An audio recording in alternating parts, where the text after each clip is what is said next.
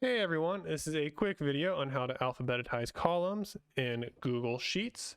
So to do that, select your title row, then go to Data and create a filter. Now we can alphabetize any column we want with this.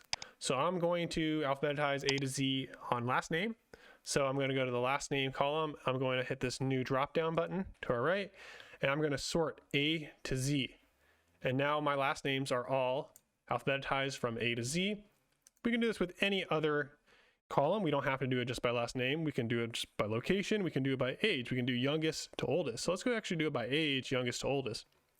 Select that drop down, and A to Z, they don't do age on this filter, but A is going to be the youngest, Z is going to be the oldest. So if I go A to Z, I now have 19 as the youngest and 60 as the oldest.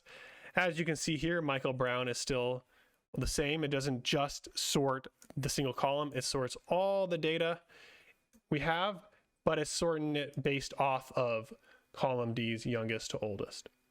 Hopefully that's helpful. If it is, please make sure to like and subscribe, and I'll see you all in future quick videos.